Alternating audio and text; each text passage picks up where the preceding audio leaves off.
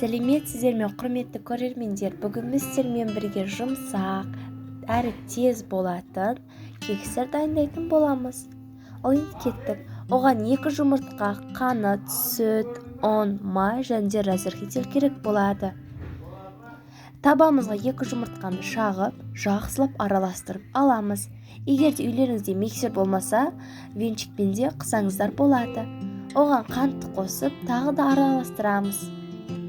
Жақсылап барлығы бір массаға келгенше. Бұлған майды қосып, тағы да араластырамыз. Барлығын толық араластырып, бір массаға келу керек. Енді бұған біз үй температурасында тұрған сүт немесе қант қосамыз. Не үшін сүт? Сүт жұмсақ қылып шығарады, соның үшін мен сүт қостым. Бұға разрыхитель қосамыз. Разрыхитель болмаса сода қосуларыңыз мүмкін. Тағы да араластырамыз. Барлығын бір қалыпқа келгенше. Араластырамыз. Енді ұн қосамыз.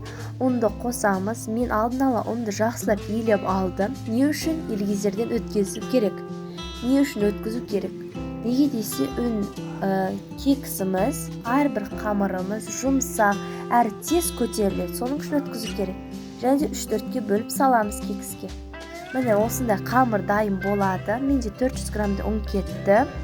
Мен бұған мейіз қостым. Сіздер шоколад немесе какао қосуларыңыз мүмкін, немесе ештеңе қосуларыңыз мүмкін емес. Тәбеттеріңізге қарай. Менде осындай ыдыстарды майлап 1-2 қасықтан салдым қамырды. Мен осындай болды. Мен листке салып 180 градуста ысып тұрған пешке 20-15 минутқа салып алдым. Осындайда менде ісіп, жұмсақ болып шықтым. Міне көріп тұрғандарыңыз әдемі, жегілеріңіз келе беретіндей.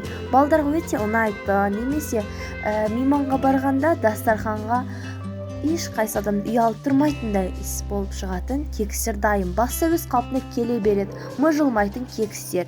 Міне ішін көрсетейін. Міне жұмсақ, іші таза піскен, өте дәмді. Балалардың ең сүйікті кексі. Сіздер де істеп көріңіздер, ас болсын.